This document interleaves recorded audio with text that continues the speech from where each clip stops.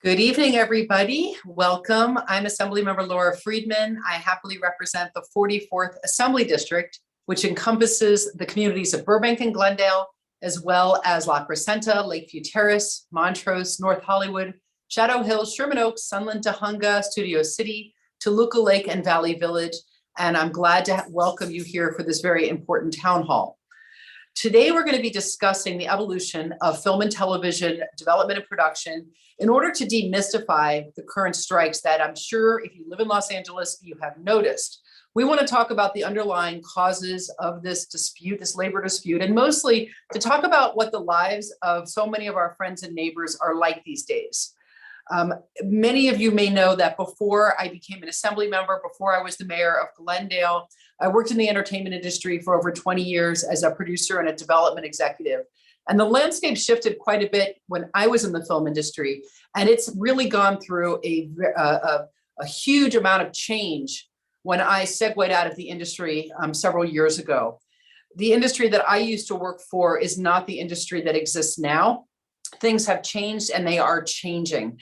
And that shifting landscape has led to a kind of instability that is part of the reason that I think we are at where we're at.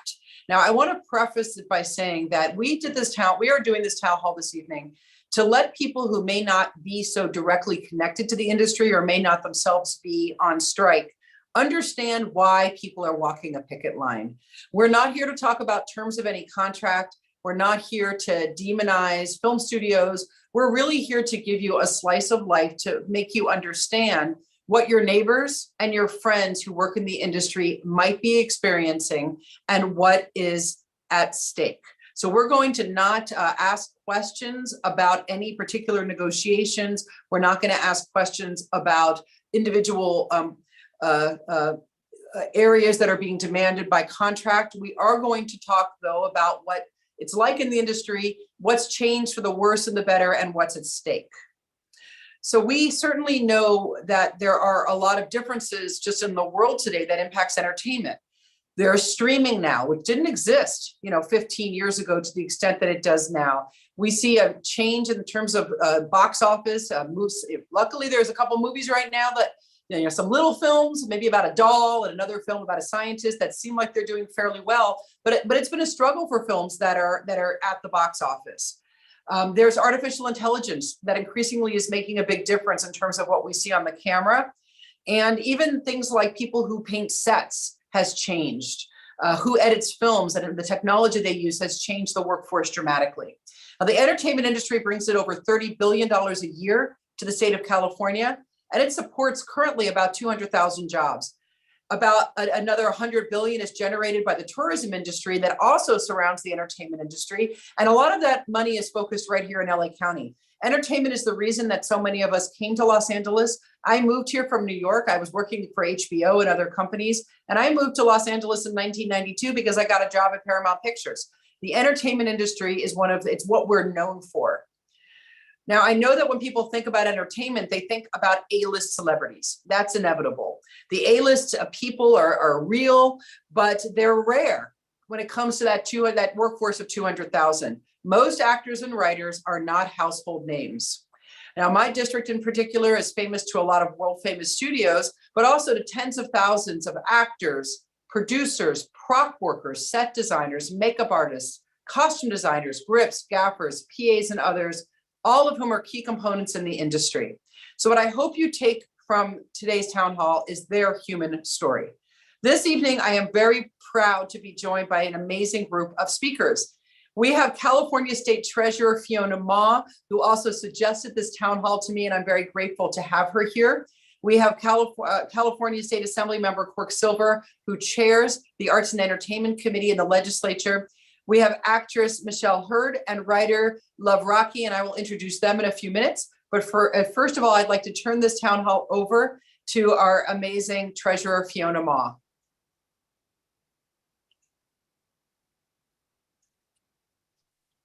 Fiona, I think. Oh. Thank you, Laura.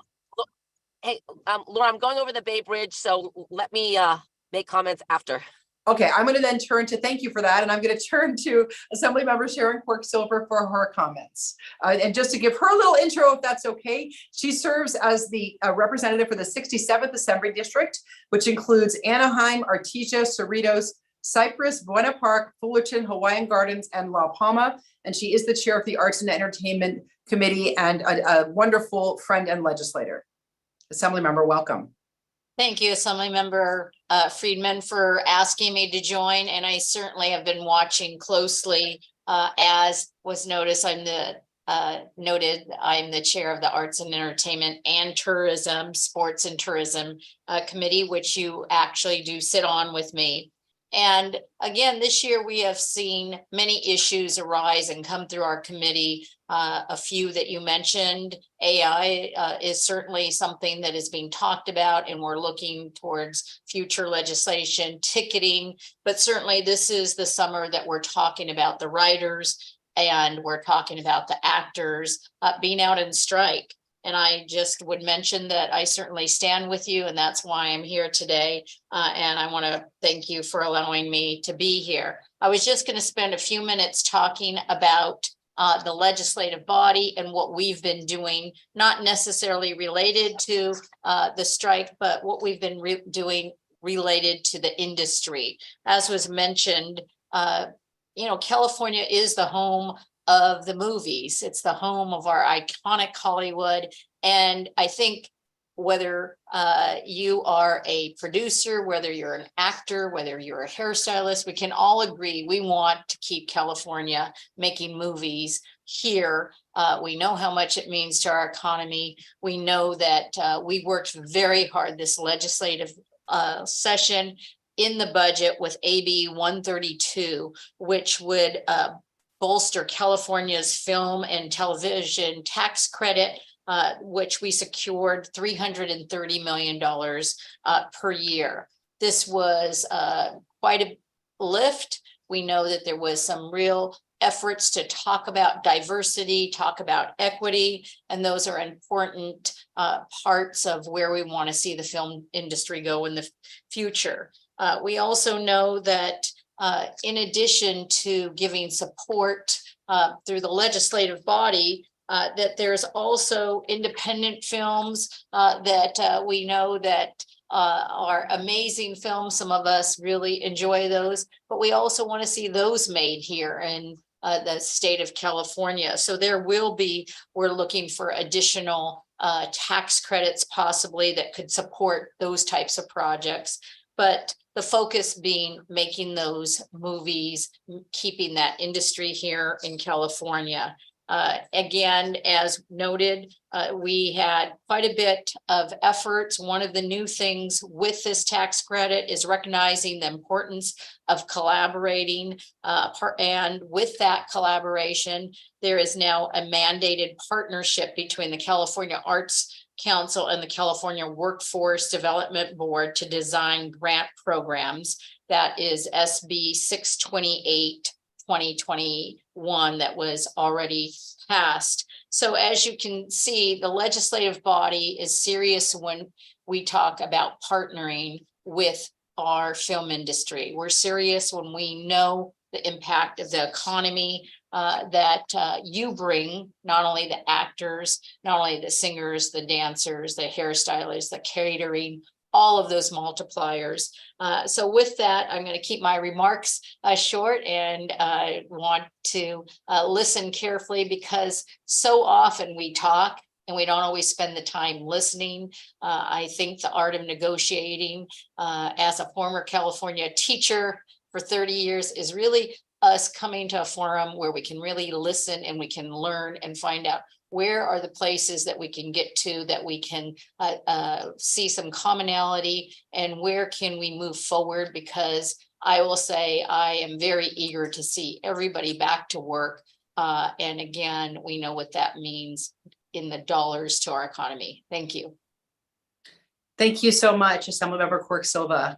Now I'm going to introduce our State Treasurer, Fiona Ma, and we are so grateful to have her with us this evening. Fiona Ma is the 34th State Treasurer. She was elected for the first time in 2018 with more votes than any other candidate for treasurer in California's history, and she was re-elected in 2022. She is the first woman of color and also the first woman certified public accountant elected to this position. The California State Treasurer's Office provides financing for our schools, our roads, our housing, recycling and waste management, hospitals, public facilities, and all of the other critical infrastructure projects that better the lives of our residents. She is our state banker, and so she certainly takes a huge interest in the state's economy. And with that, if you are ready now, Madam Treasurer, please feel free to make your comments. Thank you. Can you hear me? Yes. Okay, great. Thank you, Assemblymember Friedman and Assemblymember Court Silva for hosting this event. I myself am a SAG-AFTRA member. I started participating in films about 20 years ago in San Francisco when Willie Brown was the mayor, and he loved having filming here in San Francisco. And so I actually got my 3 Taft-Hartleys and have been paying my dues since 2007, yet I haven't earned a penny because I got elected to the assembly and Uh-oh. I think that, is she frozen? am I frozen? You were, you're back now. You're unfrozen. Okay, I apologize, all these big buildings here. But I just want to say that a lot has changed, especially during COVID, and I am still learning the intricacies of, what streaming brings, what AI is bringing, and all the new changes. But like Assemblymember Friedman said, I'm very concerned about the economy.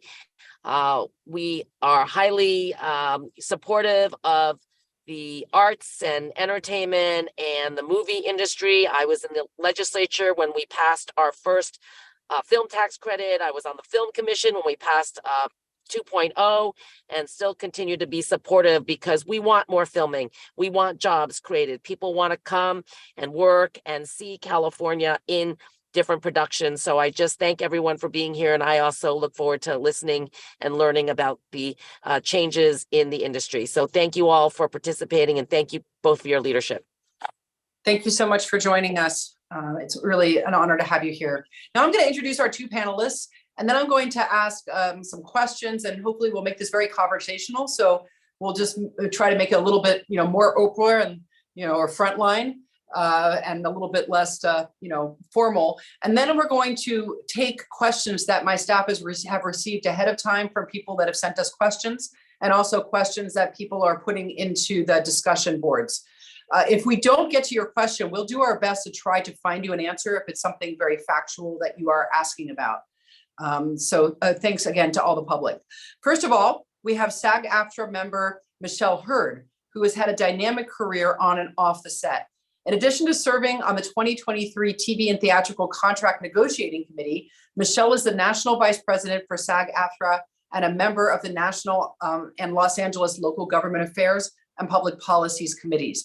She has played a starring role in representing the organization before legislative bodies, advocating for laws that support and empower members and all workers. And because of her efforts, Hollywood has become a safer and a better place. She has worked on the sexual harassment issues that have been so prevalent in our industry for so many years, something I am personally very grateful to you for, Michelle, for your work to update the laws and the guidelines to try to eliminate harassment and assault from the industry. She also is a TV star, starring on Paramount's Star Trek Picard, opposite Patrick Stewart. And, I'm a huge Trekkie and a huge sci-fi fan, so I'm a little bit fangirling here on having you here. She's also been on Law and Order, Hawaii Five-0, and many, many other shows. So I want to thank you again for being with us this evening. Love Raki is a television showrunner writer whose credits include Dave, AP Bio, New Girl, and It's Always Sunny in Philadelphia. That's kind of all the best stuff, isn't it?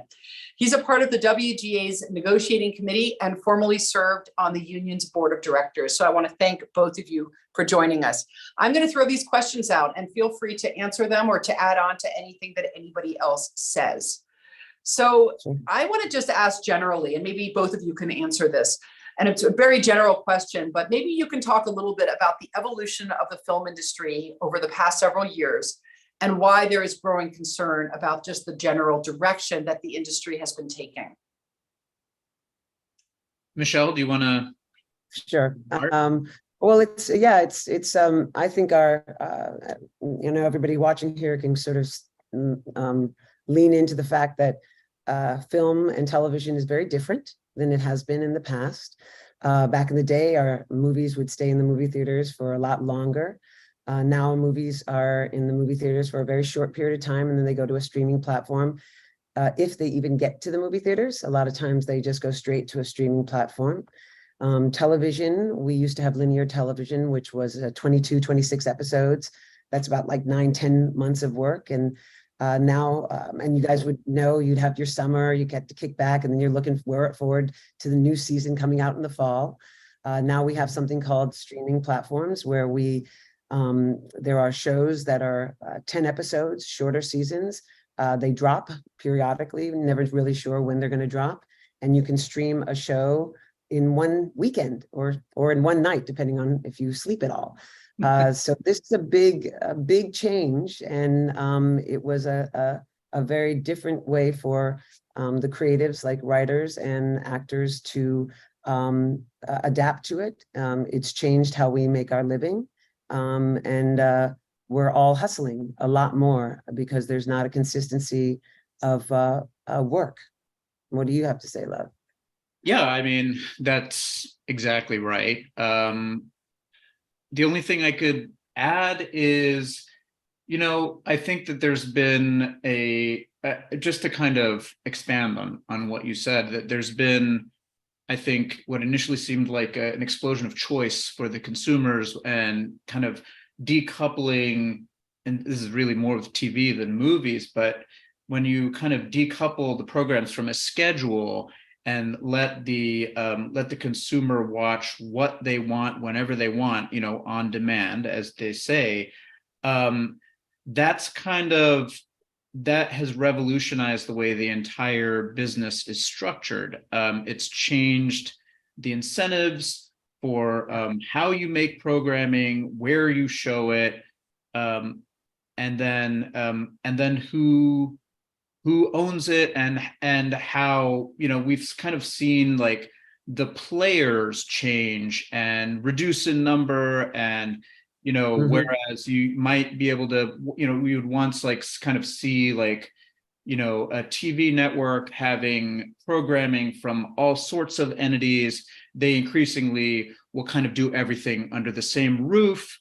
That was kind of phase one, and then phase two has been, they've created a direct to consumer streaming platform, where everything is, under that roof, but they actually aren't even dealing with a cable provider. They're just going straight to the customer. And that's kind of been the domino that has led to quite a few other changes. So I want to unpack that a little bit, because I think there's something interesting in there about consolidation. And I'm wondering if you can tie that consolidation to whether that's also led to a reduction in workforce. As you have less companies out there producing content or owning content or being able to distribute content. And, I remember the days when you had syndicators who had to distribute, the reruns of sitcoms, and when the television networks couldn't produce a lot of their own programming. Have you seen the workforce, all of those support people, shrinking as there's been more consolidation? Are there less jobs available in the industry? It's interesting because there's more content. I'm sure we've all experienced when you want to watch something at night and you scroll through and you're like, I don't know what I want to watch. And there's like 100 million things. You're like, I didn't even know these people were on series. So there's actually, it's been inundated with more shows, more product, more content. Oftentimes as an actor, you would be trying to curate your career by, I worked on this thing and I'm going to see if I can get something else that might elevate me, might get me up. Now it's literally, you get a film, you get shows, you're just content. You're just content on another streaming platform. And one of the things I do want to really make clear is that there's this sort of misconception of actors in the world. This concept that we're sort of living these elitist lives, that we're living in penthouses and I don't know, roaming around in yachts and such. But the truth of the matter is, in our 160,000 members in SAG-AFTRA, 98% of them live below the minimum, the line. 87% can't qualify for health insurance. And when I try to explain this, I can use myself as an example. I always say that the working class actor, who you guys may think are elitist, are literally that person on that show that you don't really know their name. Oh, there's that curly-haired girl on that show. I've seen her a few times. You may not know me, but you may have seen my work. You could see me do 4 guest spots on really big TV shows in 1 year. Now, I have been, because of this new concept of streaming and the way that we do things now, there's something called top of show, which is a minimum that I'm allowed to be paid by the person who's going to hire me. And this amount could be anywhere from, and it could sound a lot like maybe, I don't know, 5,000 or 7,000 an episode. And that could sound really good.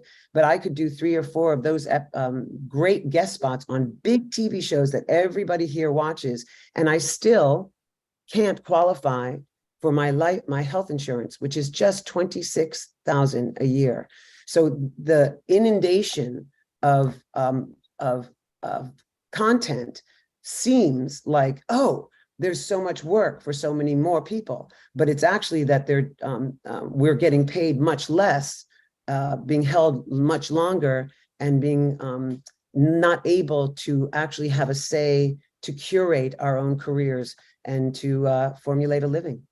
So can you explain that for people who don't know about that? So if you're working and you're a regular on a series, what does that mean for your ability to go and do other work, to do a movie or to do another series? And how does that affect you as a performer? And also, how does it affect you financially? Yeah, so as back in the day with the linear 22, 24 episodes, I would have work for about 9 to 10 months. It's a good amount of time. Even if I was getting top of show, I could curate 22 checks, right? So that's something that I can, rely on. Then I knew I had 3 months off. I might go to do a play, or I might get a big movie, or I might just spend time with my family. That was going to enable me that. Those 22 episodes also gave me residuals that was paid for, within this structure, this linear structure, that I was able to sustain my living as well. Now with streaming platforms, and I'm sure everybody doesn't know that this is how it's done, but we work for about 4 months doing 10 episodes. Oftentimes we're not in New York or LA. We have to go to another state. So we end up having to pay for our living in another state, as well as upkeeping our rent in wherever we really live. They don't pay for they don't pay for your accommodations when you travel? Okay. No, not the actors, not the actors. We can sometimes there's a relocation fee, which is a one-time thing, probably about 7,000. But then you're gone for 10 months, for 5 months, and you have to pay for cars, for food, for all of it. And that's that one pay. But then you shoot your show. You did your 10 episodes. You're very proud of your product. And you're like, I can't wait for my mom and dad to see me in this show. They hold that product till they decide to drop it. And that decision can be based on what streaming, what shows they have on their platform at that moment, what's on linear television, what's out in the movie theaters. For whatever reason, they can hold it for whenever they want. Then once they drop that show, they can hold me for 1, 2, 3, even 4 years before I know whether the show is going to get picked up again, let alone whether I am going to be picked up with that show. And what do you mean? Now, what does that mean to hold you? What does that? That means so I am contractually obligated to stay with this show. I'm probably going to, when you sign on to be a series regular, you sign these contracts that are kind of, anywhere from, it could be one, generally it's 5 years, 3 to 5 years that you sign. And as an actor, you're like, woohoo, I'm going to have a job for 5 years. I'm super, super excited about that. Yay, yay. I didn't realize that I would do 5 months of work and then I'll have to wait years to do my second season of that 5-month things. If you guys think about the shows that you watch on streaming platforms, you'll sort of realize that you see them drop and then you wait and you're like, is that show ever coming back? I wonder if it's coming back. Oh, you guys, I see they have a second season. So you don't have a regular like linear television, which was always in the fall that they would drop a season. So now when they're I'm holding you, held. what does that mean? So does that mean that you can't work or that you have to ask permission? What does that actually mean to you as a performer? All of the above. That means if I want to get another job, I have to ask if I'm allowed to have that job. A lot of times the industry will see that I'm a series regular on this one show, and they are not interested in hiring me as a series regular on a new show because they don't know when that show is going to ask for me back. Neither do I. So for my ability to curate my work to get another job, I really have to piecemeal my work. Because I know they haven't told me that we're going back this month. Let me see what I can get for this month. Maybe I can get another job. The next month comes, I didn't hear that we're going back again. Let's see if I can get another job. That doesn't give me the ability to get another series regular, to get a really good film. Sometimes our movies, you get cast in a movie and it doesn't start for a month. Or you get cast in a movie and it starts tomorrow and it may last for a long time. I have to get permission to see if I can, do that project. A lot of times those streaming platforms won't allow you to do work that's on a competitive platform. A lot of times the work that we get, as the actors, we don't know where our show is going to be advertised or played. So it's hard for us to say, well, I'm going to try not to get something on a competitive platform, but I have no idea if the product that I'm doing will go to another platform. I'm just the actor. So I now am, piecemealing my career together, cobbling together a paycheck for the 1, 2, 3 years that I could be waiting in between that time where I did those 10 episodes. So look at your shows that you really love, and you'll see like maybe there's 3 seasons and it took 4 or 5 years, 6 years for those 3 seasons to come out. During that time, we've been waiting. We're just trying to, make a living as best we can. So the streaming platforms and television and film, the way that we have known it has completely changed. The security that actors had to make a living has really changed. And, that kind of impacts everybody, right? And even the way that streaming platforms work, I remember, I think you said something that there's a $30 billion industry that comes into our state. That has also changed because these streamers go elsewhere and then they hold those. And so that it doesn't even, bring the work back into, the states that we're living in. So it's a challenging time. And as an actor, you feel, or as an artist, as the creatives in this crazy new dynamic, we feel very out of control and not a part of decision making for our own livelihood, and really sort of more hustling and struggling to literally pay your rent. And then I'm just And going to ask, this is a hard. The writers the same. The writers have I'm going to ask the same question, but before I finish with you, and I'm going to go to Love right after to see if it's any different for writers. But and I know this is a hard question, but just sort of what impact is this having materially on people's pocketbook? And I know it's a hard question because actors are never guaranteed to work anytime, but if you're thinking percentage wise, do you have a sense of, are people you said they're making less money? Like, what's the scale we're talking about here, do you think? We are struggling. I kid you not.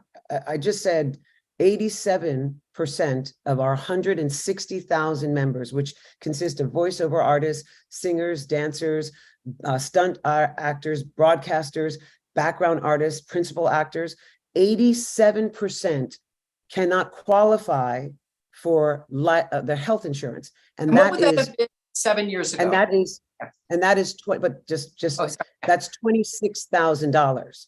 That's $26 $26,000. So 87% of 160,000 people cannot qualify for health insurance that is only 26,000 a year. Back in the day when we had linear television, our health insurance, the SAG-AFTRA health insurance was, benefited from that because you had more actors and more producers contributing into the health plan. So we had 2 tiers of health plan. If you earned lower amount, you had plan 1 or plan 2, depending on how much you were able to make in a year. Because we have the streaming platforms and as you said, which came into, busted into the world about 15 years ago. If people, I'm sure, had heard that a few years ago, we had a big problem with our health plan that it almost caved in because there was less contributions because there's not as many linear television. So we actually had to change our health plan. We don't even have 2 tiers anymore. We had to come to a middle tier so that we could keep the health insurance at least alive and try to keep as many people as we could to be able to qualify it. And again, that number is now 26,000. And as I said, I could do 4 episodes of your guys' favorite television shows and still not qualify for 26,000. So you can imagine just with those statistics that it's absolutely hitting our pockets. Back in the day, residuals from linear television could literally sustain us. I knew that if I did a guest star on some show, that paycheck, even if it wasn't a big paycheck, I knew that I was going to make maybe double that paycheck within my residuals. With streaming, we don't get those residuals anymore. They give you an estimate called advance pay, which comes in with your normal paycheck that they're sort of guesstimating, like, I think this many times it'll be seen, so we'll add this amount of money to your check. So we no longer get a proper residual to sustain us with. I mean, I wish I had some of my residuals. I've literally got residuals that are for 1 penny. For 1 penny. I don't know why you want to even send that out. It costs more to put the stamp on it. So that's a really clear, tangible understanding of how it's hitting us, our pockets. If I can't make my insurance, which is 26,000 a year, and I do 4 guest spots on a big TV show, something's wrong with that math. Thank you. And we did have questions about residuals, so I'm glad you hit on that. So Love, how is it on the writer's side? Yeah, it's kind of a congruent problem. We essentially what's happened in the workplace for writers is the same thing that's happened for actors, the same thing that's happened for everyone who is a worker in the entertainment industry. And that is the length of time that you work has gotten smaller, and you can't just automatically substitute that. If the length of your job has gotten smaller, you can't just kind of jump into another job and have the same income. Basically, what that means is you just have a lot more risk in your life. And we've seen that play out in our members' lives. Over the last 10 years, median writer income has dropped 23%. That's shocking. And you would, I think, like, in a world in which you didn't have that trade-off that I'm talking about, where where you could just like automatically find a job that is paying you the same amount at the exact time that your current job ends. I mean, that's just like that's like the planets aligning in a way that doesn't happen, because sometimes the planets align and the scenario that I talked about doesn't happen. So you see this precipitous decline in the amount of take-home pay that writers have. And while we're working, sure, sometimes like the numbers that come out that the public sees, they're like, that's good money. The problem is those are not our year-round jobs. We've seen the amount of time that we're working shrink from, like if you're working on the type of shows Michelle was talking about, a 22 episode show. I worked on 22 episode shows. That's a 40 to 40 or more week a year job. That's a job that feels very similar to a normal job. But those have vaporized. And usually, the norm has fallen to a 16-week job, a 10-week job, and that frequently can be the only job you have for a really long time. And as we've seen this explosion of content, which is a word I loathe, but as we've seen an explosion of whatever word you want to use, what it means is that there's a lot more risk in the lives of our members, and there are more jobs, but they pay less, and they pay disproportionately less. That's the important takeaway here, that if they didn't pay disproportionately less, you wouldn't see that 23% decline. But they do pay disproportionately less because it's intuitive, because once you have a job, it's very hard to find that next job. I'm not currently, but before the strike, working on a show that is successful. It's a show called Dave. It's on FX. We just aired our 3rd season. This is not a small show. We had, I'll spoil it for people who are watching maybe, but we had Brad Pitt in our finale. We had Rachel McAdams in our show. We had giant rappers,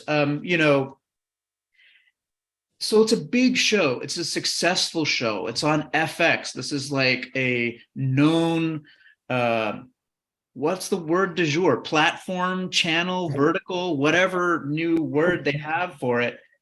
Well, I just found out that one of the writers on my show is on food stamps. What? Food stamps. And how could that be? How could that be? That is because to write on Dave, we have 10 episodes. The writers are employed for 16 weeks. The contract is for 16 weeks. So you can work on a show that's that successful, that's garnering that much attention and has that high of a profile. And she's on food stamps now. Food stamps. I mean, that was the same with the cast of Orange is the New Black. Everybody remembers when Orange is the New Black came out, it was huge. Everybody watched it. Those actors did not stop having their day job. They literally were still Uber, driving for Uber. They were waiting tables. They were cleaning houses because they were literally not making a living on a huge hit like Orange is the New Black. I hate to hear that. That's just heartbreaking. And so to kind of answer one of the questions you asked, Assembly Member, of how is it impacting members now? It's kind of confusing. It's a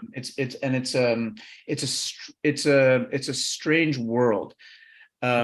Because, as we started organizing for this campaign, this contract, I have been a member of the Writers Guild since 2004. I'm an experienced writer. I came up in an era that is not available to the young writers. It is gone without a trace.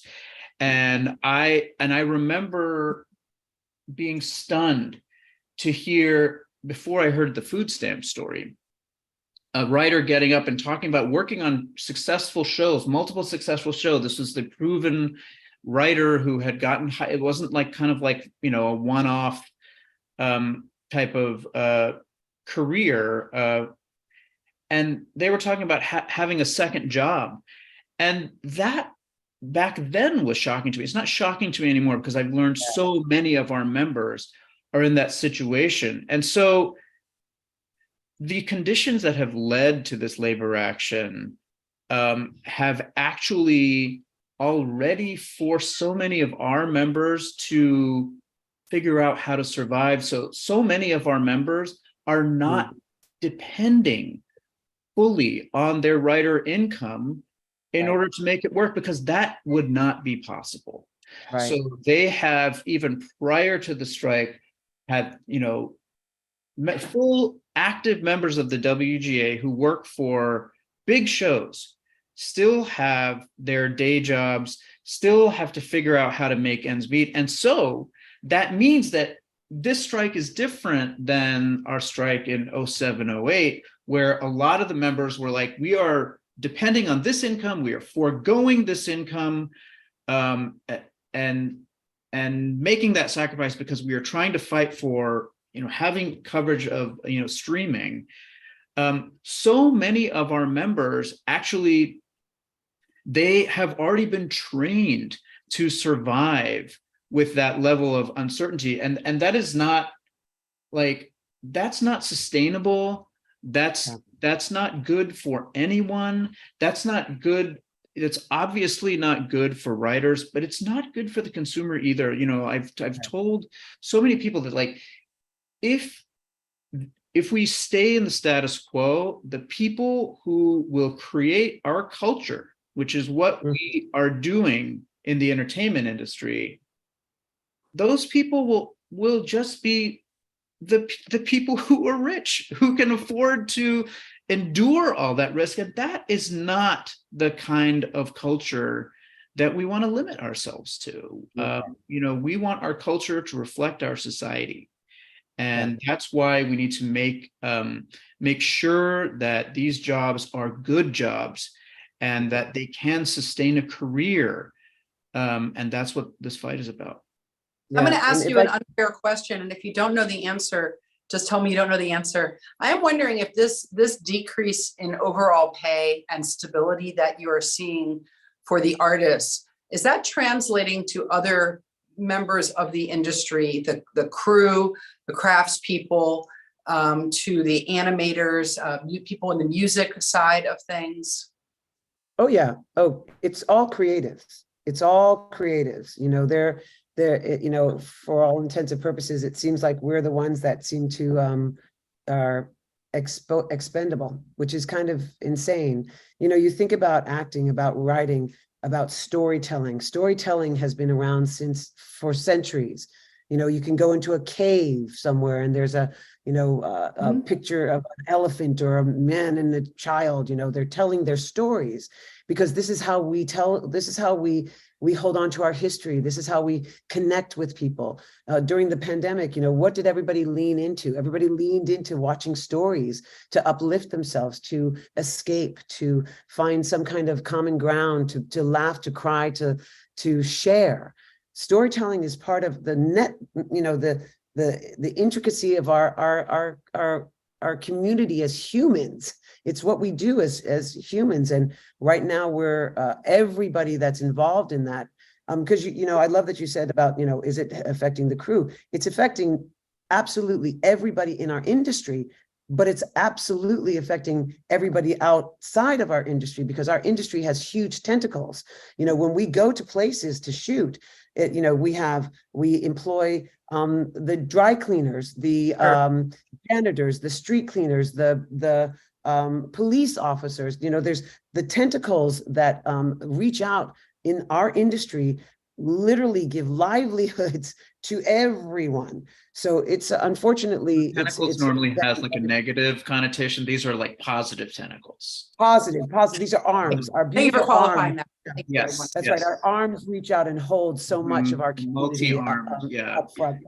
That's right. Yeah. Let me ask so you, it affects all of us. There is I think, I don't know the answer for, how our IATSE siblings are doing in the current regime. But but I can speculate, because what I do know is true is that no matter who you are and where you are on the spectrum, whether you've made it or not, we have all felt the enormous invasion of risk into our lives. And if you're experienced, you are just working a lot more to retain a certain amount of money. And if you are not, if you are young, if you are from a chances are an underrepresented community, if you are more vulnerable, then that risk is so poisonous to you, because it drums people out of the business. You just can't make it. You can't build anything. You can barely keep your head above water. so let me ask you, we've had several questions come in about AI. So first, can you very briefly tell us, for each of you, how is AI currently used in your industry? Because I happen to be scrolling through Twitter, I do that every now and then. And someone had in some site was showing images from films when they were shooting, and then later with AI generated background images, for instance. And, Yeah. I just kind of, when I watched it, wasn't really thinking, how are those spaceships, actually generated and who's doing that? So I'm wondering, what does AI look like for actors? What does it look like for writers? Well, we'll start with that and we'll just hold it at that. And then I'll ask the follow-up question. Yeah, I don't think it's been operationalized by these companies yet for writing, but that is an enormous stroke of luck. Because Yeah. what we have discovered is that when the practices get entrenched, they're much harder to regulate. They're much harder to get the companies to kind of re-examine what their effects are. So I have observed a few times out on the picket line that it's a stroke of luck that our contract was up this year. If it was up last year, this would not have been on anyone's radar. If it was up a year from now, those practices would be entrenched. So how have the studios indicated to us that, what their plans are for AI? Well, they're kind of like, there's two things that AI can do that they would be interested in AI doing. I think we've all seen, it changes by the day, but I would say most writing examples that AI generates right now, plagiarism considerations, significant plagiarism considerations aside, are just kind of crude. That could change tomorrow. Eventually it will get to a place that is passable, and maybe passable is all they're going for. They're not going for what is this like perfect, thing that touches every human who encounters it. They're just like, this is content. That will be a time that I will use the word content. It's because exactly it could be. So they will use AI to make content, or that they would like to. There's no cost involved in that. They could use a hybrid model where they're like, let's just have like AI write the first draft and then we'll get a human to rewrite it, and the rewrite rate is a lot lower. Or let's use AI to generate a Aaron Sorkin type of script. Now, all of these things have a lot of obstacles, but, and significant legal obstacles too.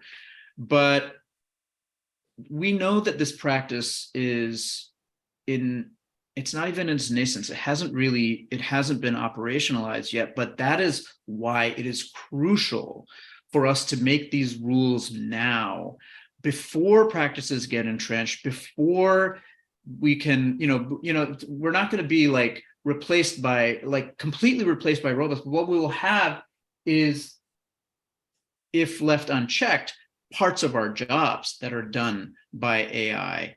And that's not tolerable to us. We need to that's not good for the consumer, and it's definitely not good for writers and not good for creatives. Yeah. Michelle, what about in acting? How is AI used now, and what is the concern?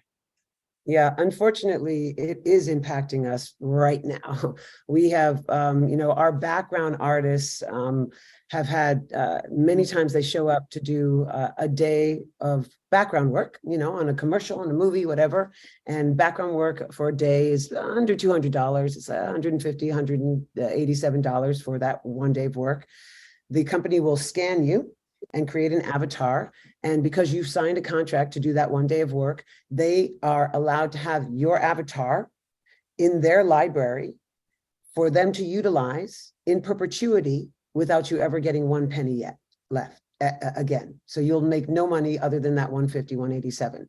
We have actors right now. Maybe some people saw Keanu put something out in the press maybe a year ago saying that he's putting in all his contracts that he will not allow AI technology to alter his performance, because he went to see something that he had done and they had put tears in his eyes. We have actors whose gotten themselves scanned as avatars. Because by the way, when we sign contracts, which we used to do back in the day when we did linear television, and there's a little clause in there that says we sign the right away of our likeliness to you for the production to use. And we, of course, are assuming that they're going to make posters of it. They're going to use, set deck to make a picture of you and put it in a living room or whatever. Now, that's still in there. Now these studios are able to keep our avatars and to utilize them in future work. There's without saying any specifics, there was a performer on a show that was no longer going to be doing the final season, but they had contracted this person to give them a certain amount of money to utilize some of the past footage, which was what was told to this performer. And what they ended up finding out in that last season was that they utilized edited scenes that they had not used in the previous seasons, as well as new scenes, and utilize AI technology to impose that performer in scenes. So that performer was in all of this final season, even though they said they were not going to be a part of it. So for actors, it is already impacting us right now. They're already utilizing our images. And of course, there's, AI technology has been very helpful in a lot of things. Like when you see Spider-Man, that's not an act, that's not Tobey Maguire swinging through the air. That's an AI. What? That's, I know, I'm so sorry, but I had to tell you Can't that. swing. But that, so we understand those usage of it. But when you utilize, because, and again, when this is something that has happened, when people have passed, they've used AI technology to complete the production of that film or that TV show because that performer has passed. Understandable. But they now have that avatar. They have that avatar, and they are able to utilize that avatar in future projects without consent from the artist. This is not good. and again, I know this is about our industry, but I again want to share that this is technology that will impact everybody.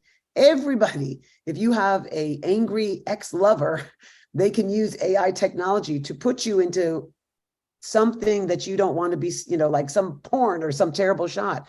This technology is so powerful and so unknown that we really need to, pull the reins on, get some understanding of this technology before it replaces, everybody. That's not to be, hyperbolic, but you do remember a movie called Terminator. So, I'm just saying there, SkyTech was Assembly member. Yes, go ahead. Yeah, I just wanted to kind of chime in here a little bit. Well, first of all, I really appreciate, we started out with that this would be kind of a listening for some who are not in the industry, including myself. And it really is really quite profound to hear both of your stories and your stories that represent many others.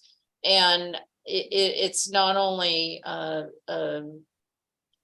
just, I think, very new information for many people who are not in the industry, as you said, that linear TV, and I would now say platform TV, whatever you want to call it, but it certainly makes the case of, like you said, is acting and writing and everything that relates to the industry going to be a part-time job for some, and for others, really a full-time profession if they have the economy to do that.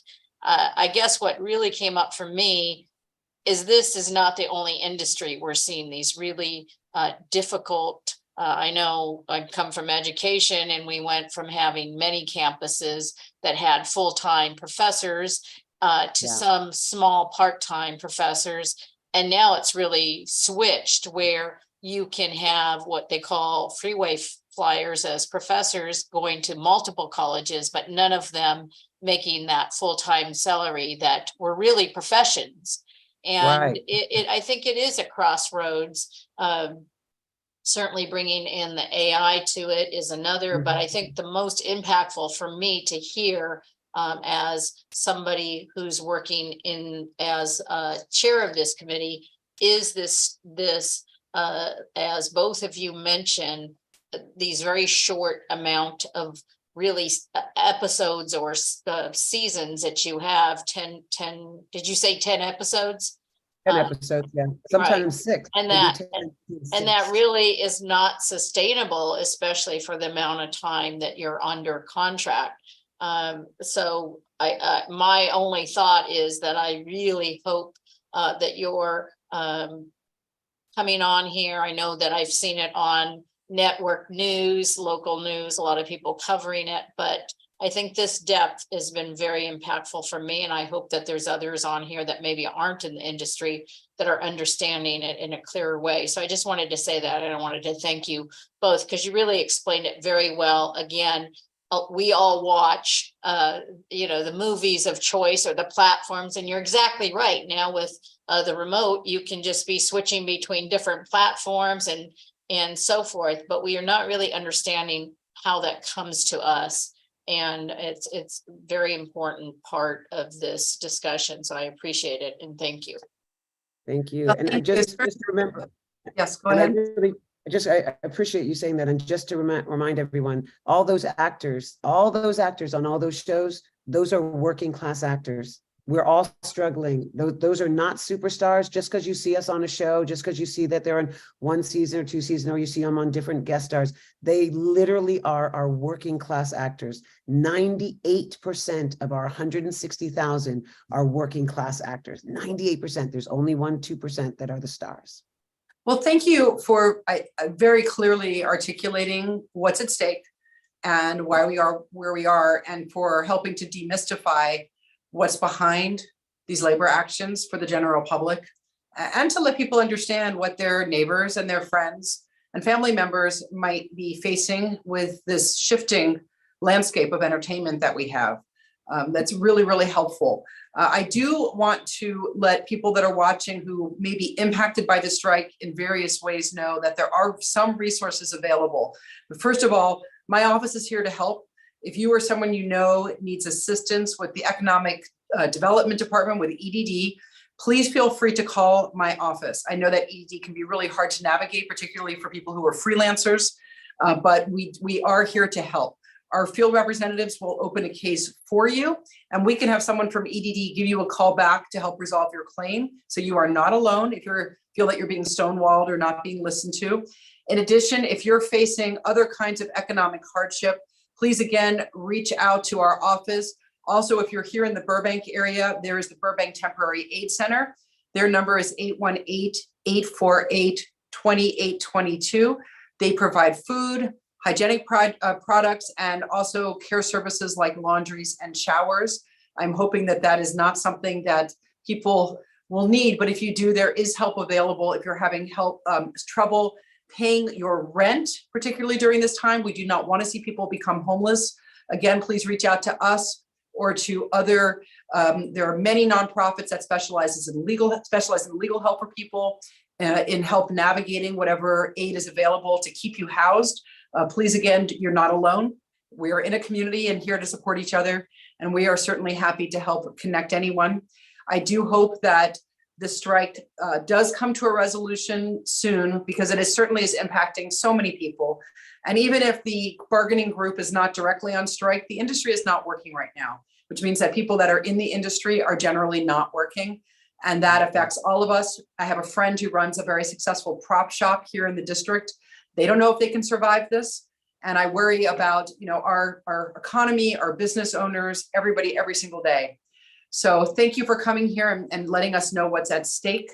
I just want to see if anyone has any very, very brief last comments before we thank you all and go off for the evening. I'm going to be, now I feel a little guilty. I'm going to be binge watching Slow Horses tonight.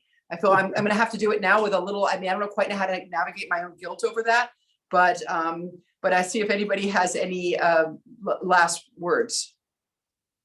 Just thank you so much for doing this. And I appreciate you guys understanding that we are laborers. This is a labor union. We're all workers. Our arms reach out broadly and affect the entire industry and the entire world. And there's no elitists here. We're literally workers. Yeah, I would echo that. I've met, we've had teachers out to our line, we had longshoremen out to our line, and I think everyone understands the struggle that we're in because they're going through the same struggle. They have seen the fracturing of their work. They have seen how the companies that we work for are using that fracturing to their advantage, and they see themselves in our struggle. This feels completely different than our 07-08 strike because the landscape has changed so much, and the structural factors that have led us to this situation are the same structural factors that are impacting the lives of every Californian. And they see that. My heart goes out to your friend with the prop shop.